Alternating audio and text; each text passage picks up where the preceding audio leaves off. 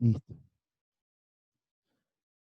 El video anterior acerca de la Revolución Francesa, tema del cual hemos estado tratando, veíamos qué cosa era una revolución, ¿no? Ese cambio profundo de un determinado periodo de la historia, que ha traído consigo importantes cambios y a beneficios, de la cual la Revolución Francesa dio pie a otras revoluciones que se van a desarrollar en diferentes estados, como dice.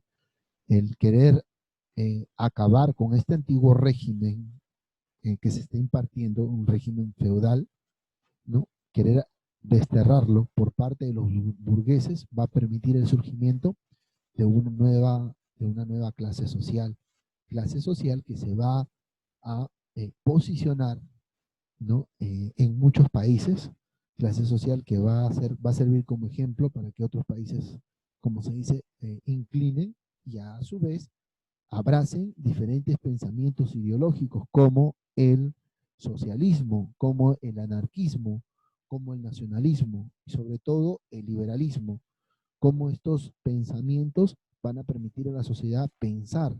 Entonces, el siglo como tal que estamos tratando va a ir cambiando para el siglo XIX más adelante y transformando la Europa que hoy en día conocemos. Durante este tiempo todavía no hemos visto, no conocemos un país como Alemania, no conocemos un país como tal Italia, sino son reinos que están designados en Europa. El mapa de Europa es muy diferente a lo que hoy en día conocemos, que está marcado tanto en los países europeos.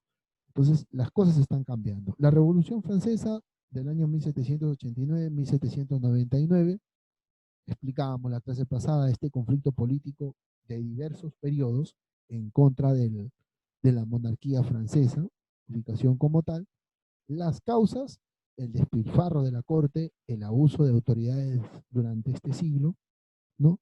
Sobre todo en los pensamientos ideológicos, los errores de Luis XVI, ¿no? Prácticamente que llevó a Francia una serie de situaciones. Los burgueses en sus reuniones van a comentar estas ideologías. La ilustración va a ser uno de los puntos claves en el siglo XVIII que va a ser, como se dice, el cohete de despegue para poder continuar promoviendo estos pensamientos en reuniones. Entonces los burgueses van a pasar, recuerden ustedes, van a pasar a estar condicionados a un pago. Van a querer cambiar. Los aportes de Montesquieu, de Voltaire, de Rousseau, prácticamente son aportes importantísimos dentro de la ilustración, que van a cimentar la base de la estructura de algunas sociedades y de algunos estados que hay en la actualidad tenemos. Ojo, ellos se van a posicionar durante el siglo XVIII, pero el siglo XIX va a haber otros que van a estar en contra de este estado burgués, como lo llamaban en el siglo XIX. Estado burgués, porque es un estado en el cual, donde va a haber separación de poderes, si bien es cierto, pero este sistema ideológico, ¿no? O como tal, permite la intervención de un régimen económico, que es el capitalismo, que más adelante también vamos a ir conociendo y apreciando cómo se maneja este sistema económico. Veíamos también las causas económicas, el cambio, ¿no? de lo que va a haber, la venta, la poca producción, ¿no? A eso se sumaba que el Estado francés va a tener deudas prácticamente, y otro que los nobles era un determinado grupo social que era los más beneficiados. Clase pasada que veníamos hablando cómo se presenta esta sociedad triestamental, ¿no?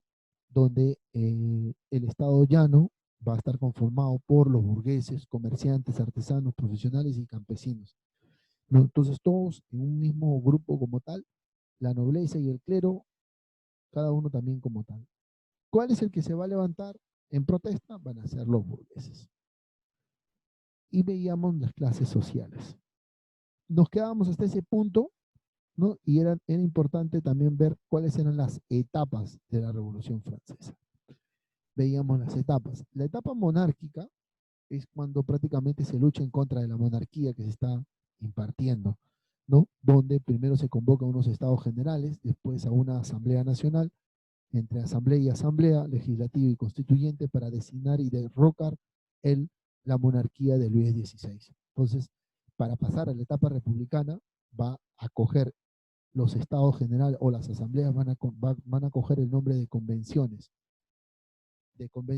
a directorios y de directorios a consulados. En esta etapa prácticamente como tal va a surgir la imagen de Napoleón Bonaparte y como tal se va a llamar la era napoleónica a partir de la etapa republicana e imperial.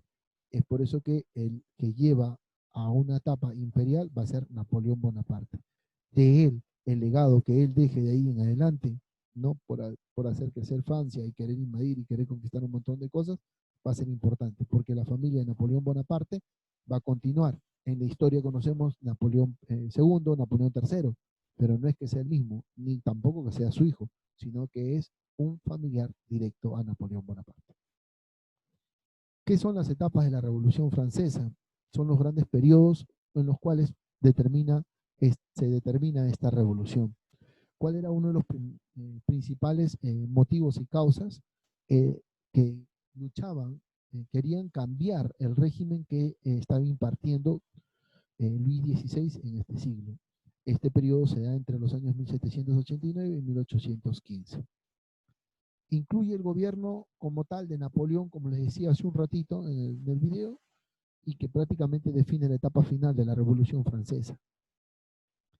Nosotros vamos a ir viendo cada uno de estos estados generales, las asambleas constituyentes, legislativas, las convenciones, directorios y finalmente el gobierno de Napoleón, o los últimos 100 días de Napoleón, que es importantísimo dentro de la historia, ¿no?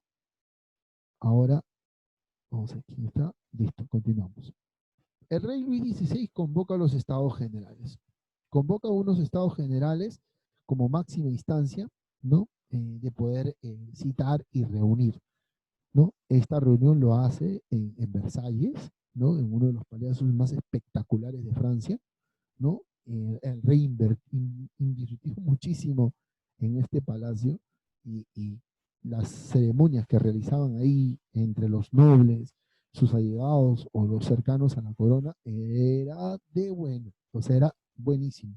Había una inversión importantísima. Por otro lado, el pueblo estaba pasando hambre y el rey se daba grandes banquetes. Por otro lado, a la puerta del Palacio de Versalles, las protestas se estaban empezando a dar, ¿no? Entonces el pueblo estaba pasando por una situación incómoda. Mientras que el rey estaba en Versalles bailando de lo más tranquilo, el pueblo estaba que se mataba de hambre. ¿Qué quería tratar en esta reunión él? Él quería tratar, uno primero quería que los nobles continúen siendo los beneficiados. La mejor manera de poder controlar era esta situación, a pesar de que solamente el 2% eran nobles, era llevar a unas elecciones. Era llegar a unas elecciones. El pueblo, los representantes del tercer estado llano, le pedían a él la participación y la votación de todos. Él, al verse en esa situación, acepta, dice, vámonos a unas elecciones generales. Y es en la segunda asamblea en la cual él hace trampa. Hace trampa, ¿por qué? Porque si bien es cierto, cada uno de los representantes del Estado llano, supongamos, llamamos así, en pocas palabras, eran mayor a 500 representantes y eran mucho más del mayor en número de los nobles. Y él sabía que si venían los 500, no. Iba en elecciones, iba a perder. En votaciones iba a perder. Entonces los condicionó a un suceso importante llamado fraude, en el cual él los tima, los engaña y eso desata pues eh, el, el calor, el furor de la gente. El tercer estado, además de miembros de la nobleza y del clero, ¿no? Al ver estas elecciones, este fraude que hace, se convocan en una sala aparte, ¿no? La sala del juego de la pelota, y deciden, ¿no? En esta asamblea constituyente, ya como tal, deciden ellos jurar, prometerse, ¿no? Este tercer estado, ¿no? Ojo, el tercer estado, no los nobles, sino el tercer estado. Prácticamente Luis XVI está viendo prácticamente los últimos días de de su corona, de su reinado. ¿Por qué? Porque ya está viendo que la masa, ¿no? Que la masa está tomando decisiones, que la masa está decidiendo el futuro de Francia, ¿no? Entonces ellos deciden separarse, darle a Francia una nueva constitución política y juramentar en la sala de pelotas de continuar su lucha en contra de lo que está pasando y de no acabar hasta que esto cambie.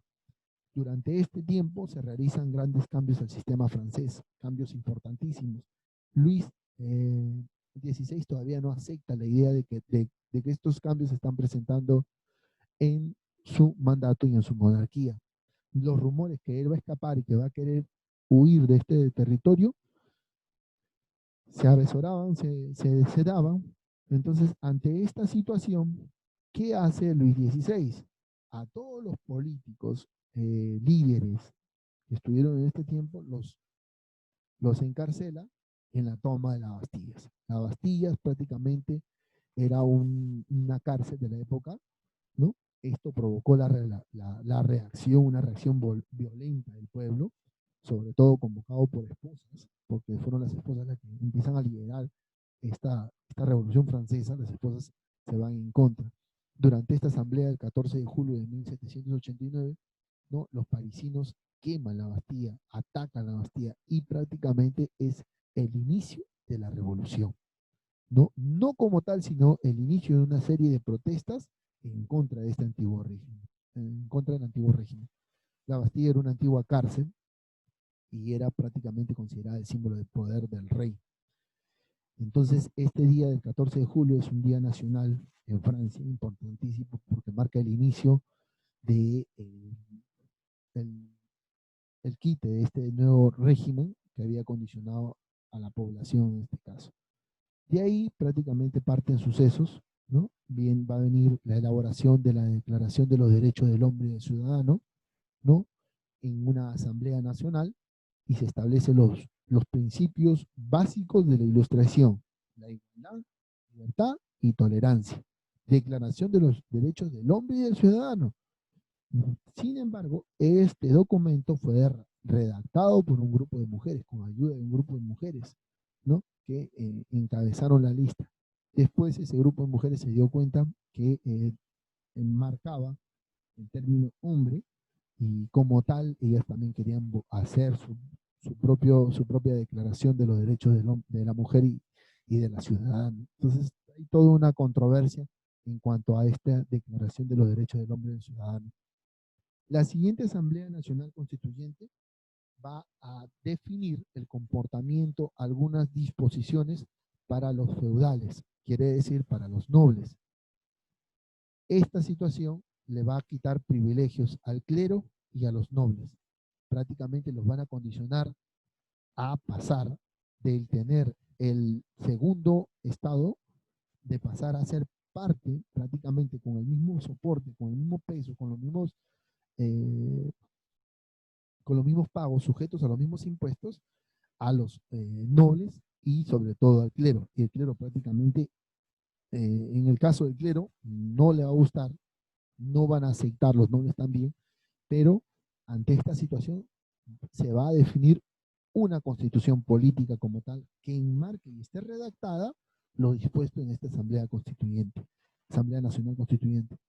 Así se van a establecer la Declaración de los Derechos del Hombre y del Ciudadano, ¿no? Para para que se pueda designar y elegir una asamblea legislativa a posterior, o sea, a la siguiente. Y esta asamblea, ¿no? Va a ser protagonizada por Robespierre, importante porque va a dar la estructura de las leyes de Francia. Esta etapa donde van a surgir dos partidos políticos importantes, los jacobinos y los girondinos, y de los cuales se va a prácticamente enmarcar la revolución, ¿no? Y se va a dar una estructura política y social, más que nada política, ¿no? En Francia. Ya en la convención prácticamente se va a crear la primera máquina de matar, porque para eso sí es bueno el hombre, uno de los más grandes inventos, ¿no? Que es, ¿no? ¿Cómo se llama esta máquina, Fabio?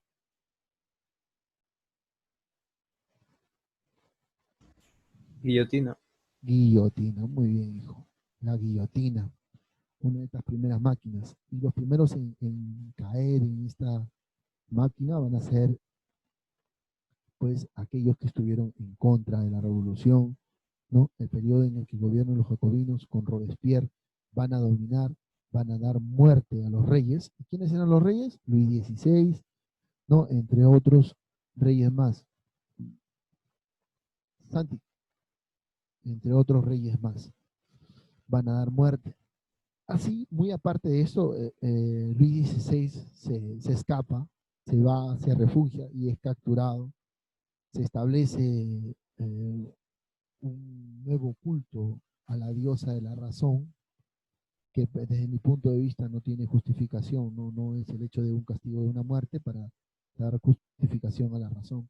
Se establece un nuevo calendario como tal, ¿no? Y un dato muy cierto, que en manos de la guillotina, ¿no? De Robespierre, que prácticamente cruel esta situación, mueren 40.000 franceses en la guillotina, los que estuvieron en contra. Ante esta situación, ¿no? Ya muy bien, se plantea esta diferencia, ¿no? Ya Robespierre, conjuntamente con los jacobinos, ya ejecutaron, ya mataron, ya cometieron, y a muchos de repente quizás hasta inocentes estuvieron en la guillotina. Va a surgir una política, una contraparte, una discusión de decirle que lo que se estuvo haciendo está mal y lo que se ha estado haciendo que tenga un punto final, ¿no? Entonces van a surgir los moderados, los cuales van a reaccionar en contra de los jacobinos, poniendo fin a la época de terror, a la época de justiciar a todos aquellos que estuvieron en contra de la revolución.